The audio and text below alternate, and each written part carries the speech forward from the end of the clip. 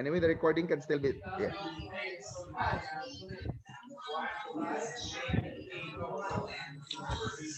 But the ones that were mentioned earlier have not been accounted in this call. Not yet. It's okay, sir. Anyway, you got At that least part you already. master my You got that record. part already. The expense part of supplies, insurance. When an asset has been consumed, that asset turns into an expense. A portion of that asset turns into an expense.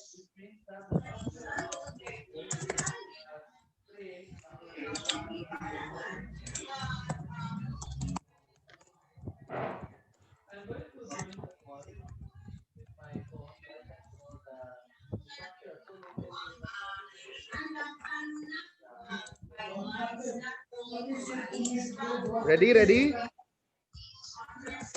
Follow the format, debit, credit, and amount. They're typing in their answers now.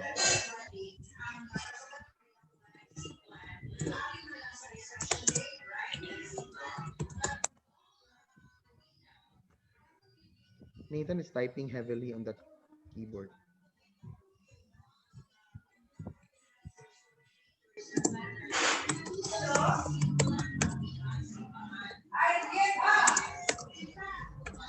Someone is saying something in your place, Nathan, and it's being heard.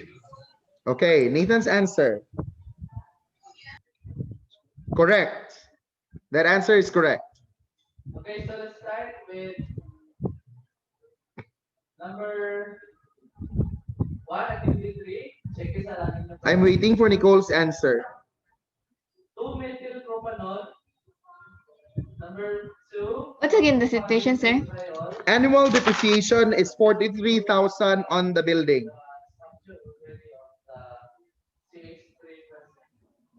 Number 3 and number 5 can't be done. I wrongly write the numbers there. It's not supposed Correct. Okay, let's proceed to this one. Accrued interest on the mortgage payable is 5,000. Accrued interest on the mortgage payable is 5,000. This accrued interest will be treated like how you treat accrued salaries. Therefore, it has already been recorded but not settled yet. That's why it's accrued. It has been reflected on record but has not been given out yet. But has not been paid yet. That should tell you what that means. That part of has not been paid yet. Oh, that should tell you what I'm referring. That should give you an idea of what account title I'm referring to. Again, accrued interest on the mortgage payable is 5,000.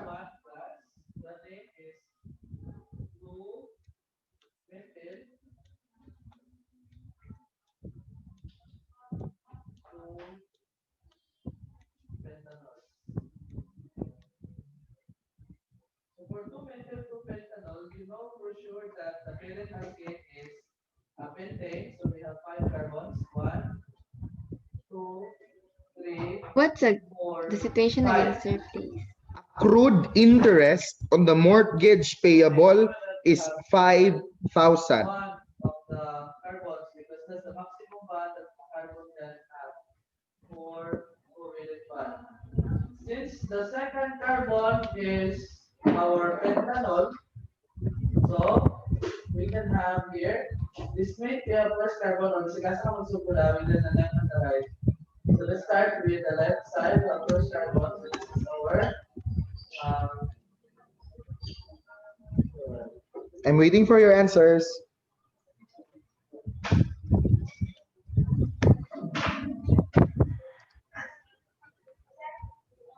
So we have here our OH, and then 2 methyl. So we have here another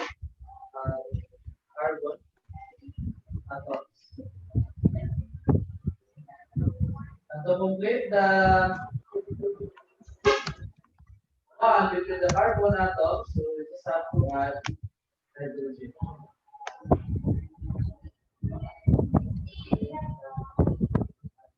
So there you have the structure of a two-methyl, two-methyl propanol. You are now going to come up with a condensed structural formula.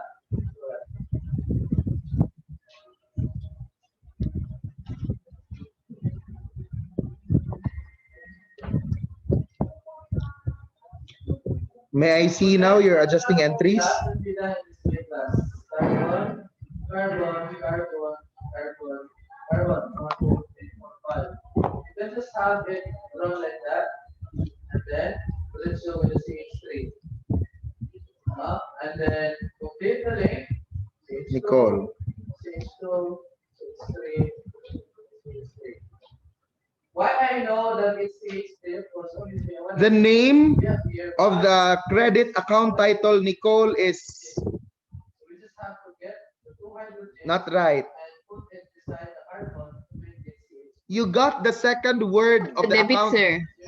for the debit. Wait. Nathan's answer is correct. Mali ata din. What you could have used, Nicole, is, by the way, this is a matter of interest expense and interest payable.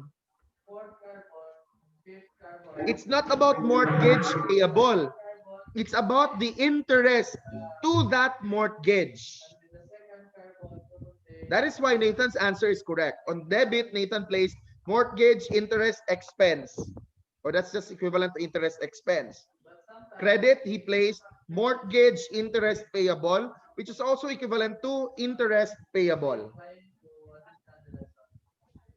Okay, It's sir. not mortgage payable. This is not about mortgage payable. Rather, it's about the interest charged to the mortgage. That's why it's an interest payable. Then the amount is 5,000 pa rin. Still 5,000, correct? Because that's an accrued interest. Like what I said before, before you showed your answers, this accrued interest, accrued value will be treated like how you deal with accrued salaries. Remember accrued salaries? Salaries expense, salaries payable. Diba that's what you did? Let's continue. Unrecorded plant wages totaled 9,820. Unrecorded plant wages totaled 9,820.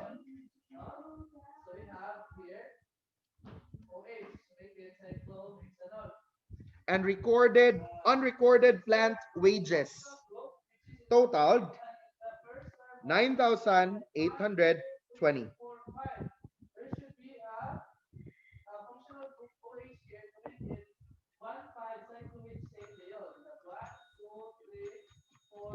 What again, sir? Unrecorded plant wages totaled 9,820.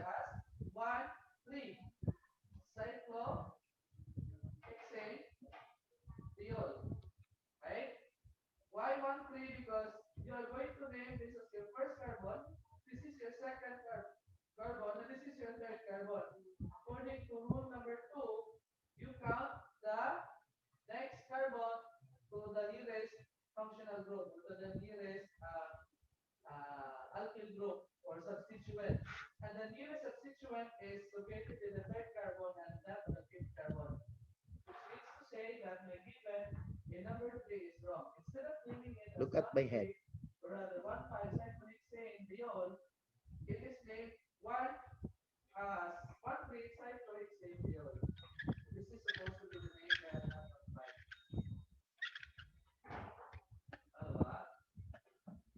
Then let's proceed with number 5. In number 5 class, the parent alkane is a cyclic hydrocarbon, which is butanol. Let's draw a box to represent the four carbons there, which is supposed to be CH2.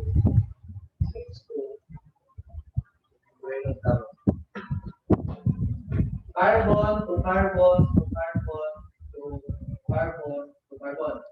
And since there are four bonds for each carbon, it's like that. Hydrogen, hydrogen, hydrogen, hydrogen, hydrogen, hydrogen, and hydrogen. And since this is an alcohol, so therefore the hydrogen. What are your adjusting entries? To make it a cyclobutanol. Then we have here one bromo. So the other hydrogen in the molecule is replaced by bromine. So therefore you have one bromo. No problem.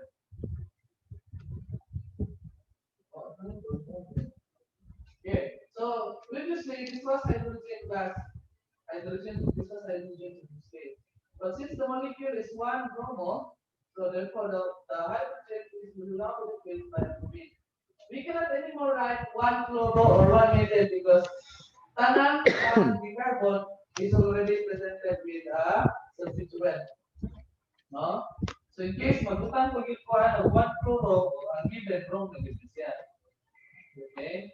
But the next molecule, there's 5 chloro. We cannot have a 5 chloro because to begin with, we only have 4 carbons in the chain. That makes our problem wrong. But in case I will write chlorine, probably it should be 2 chloro or 3 chloro or 2 chloro. Duha lang si Clay. 2 or 3. Like 2 magyapon siya or 3 depending sa kung tuyo. Okay. What are your entries? So to draw this in a simplified way, drawing the box nila makes it a cyclobutanol. Nathan's answer. Huy, plant wages. Why are you recognizing revenue, Nathan? For bromo to make it one. Plant.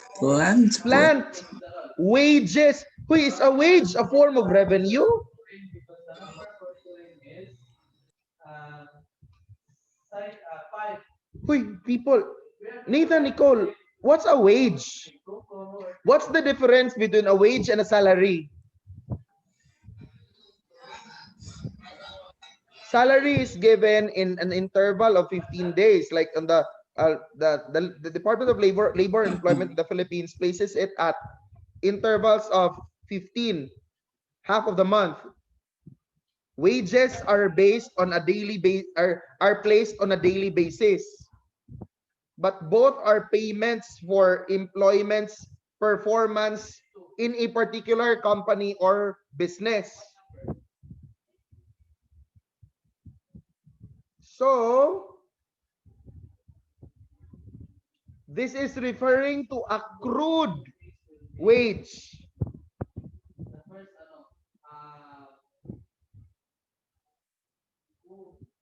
what will be the first So what will you now put?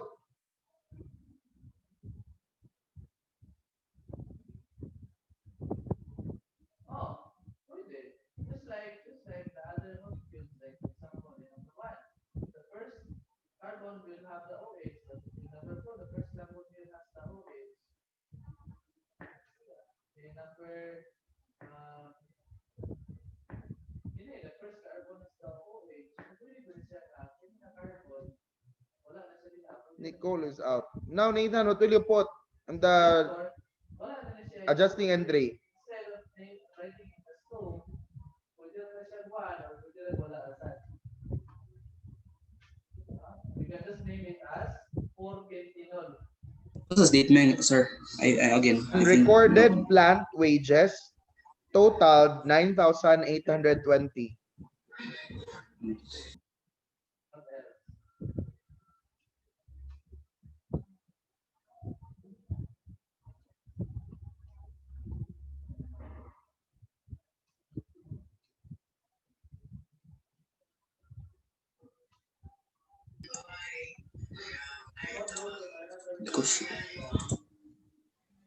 Type in your answer, Nathan, ha?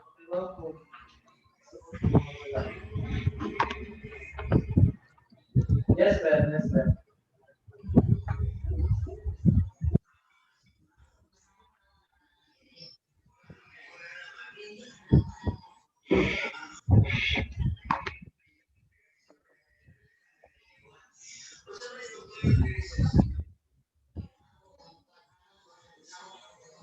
Yeah, so good question, ma'am. So let me use number 5 then. Since our first carbon is this one, di ba? First carbon natin is yan. Dili man ta kasi na ako na itong first carbon kaya process sa functional group ay minimal. But if the functional group is here, this is our first carbon. Nicole, what will you put? This is our first carbon. But since the functional group What's is your here, adjusting the entry? process You're on mute, carbon Nicole. is one. Sir, na, The first carbon, sir, nawala ako. second carbon, Yeah, it's now you're back. fourth carbon. The fourth carbon What's the adjusting entry? connect Ah, our an, hydrogen bond to the fifth carbon. kanina, sir? The number What's Hindi the ko alam na. starts with which carbon You, Accrued bond first. wage. This is four. we're talking about accrued wages here. Correct, Nathan? Ala. This is referring to an accrued wage. Wait.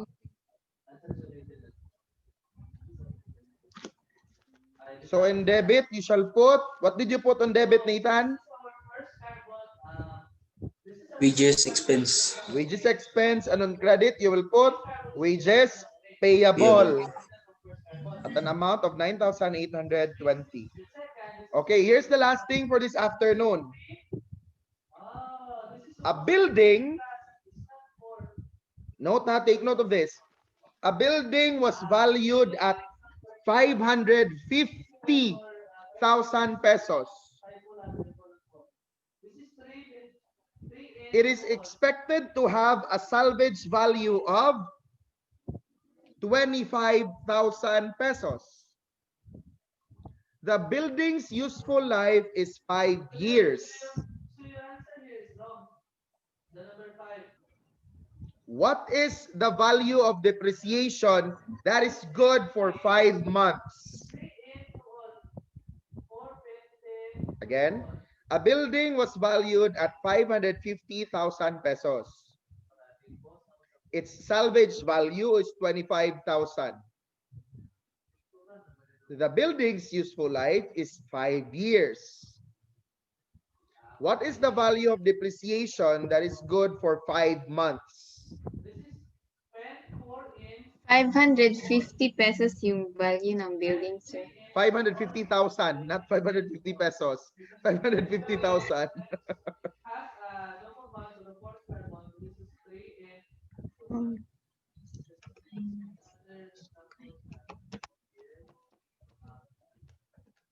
okay, notice that the second example is not correct now. Nathan's answer is correct. Carbon 3. And carbon 3 now contains your alkyne. So carbon 3 and carbon Nathan, try to create now the adjusting entry.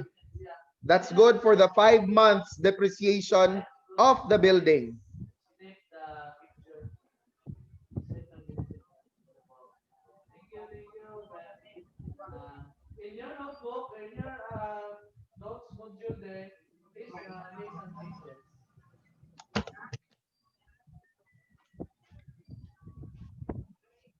Next question.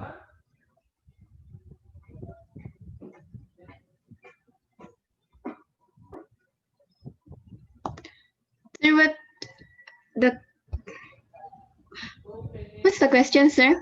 What is the depreciation for 5 months? Yes, Nicole. You type in your answer, Nicole, ha?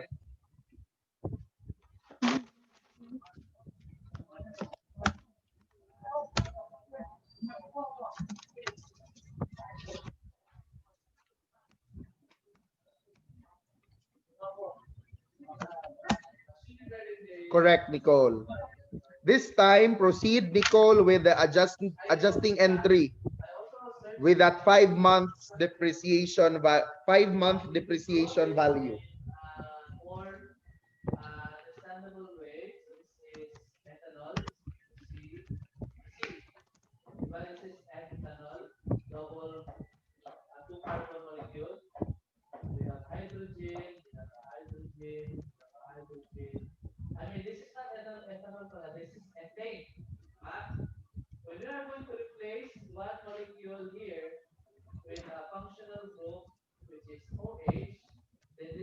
Correct, Nathan. So this will be your first. So you now get how to do depreciation, huh? But since the We also had a lot of discussion earlier for allowance for doubtful accounts. which is Okay, so carry na for the ST. is now the structure.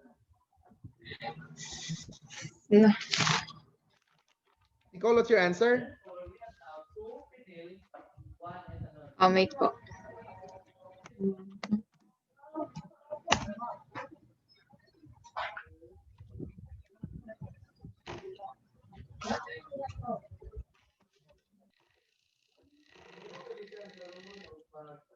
Flowing glass in mga utility nila. Okay, correct, Nicole. Let's try to redo the computation. What if the building was still at 550,000, but after 5 years, it will not have any worth anymore. So what is the value for monthly depreciation? Again, huh? After 5 years, the building will not anymore have any value, like zeroed value. What is the monthly depreciation?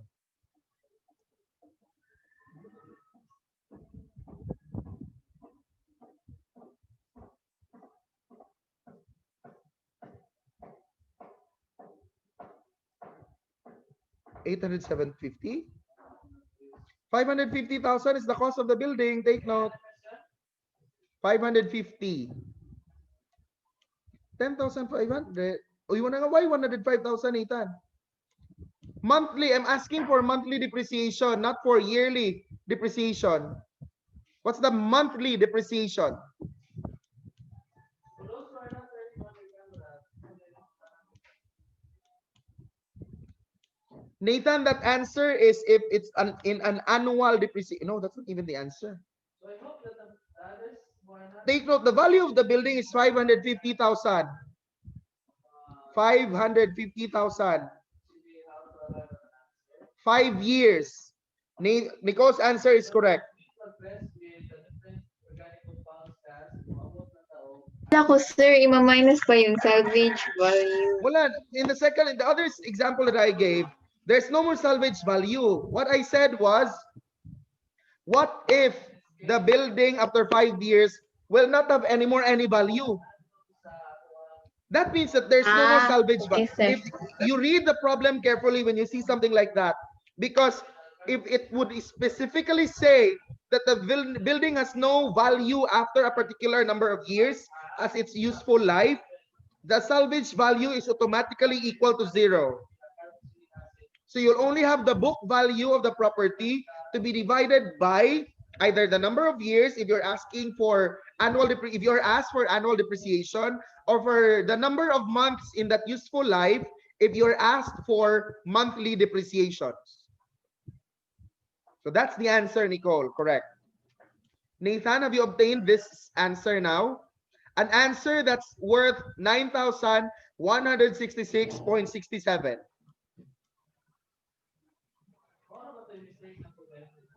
How will you compute for it, Nathan? How many months, Nathan, are there in 5 years?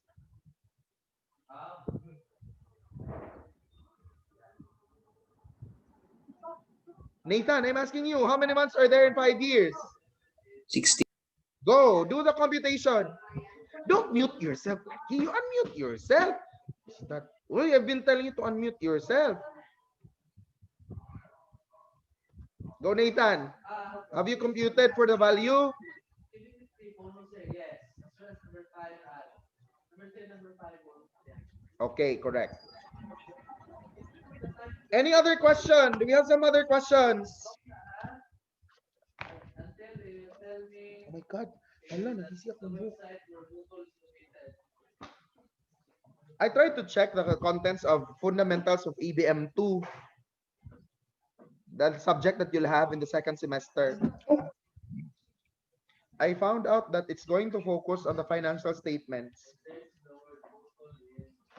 Like one chapter will solely be about the cash flow statement. One chapter is spared for the income statement, another chapter for the balance sheet.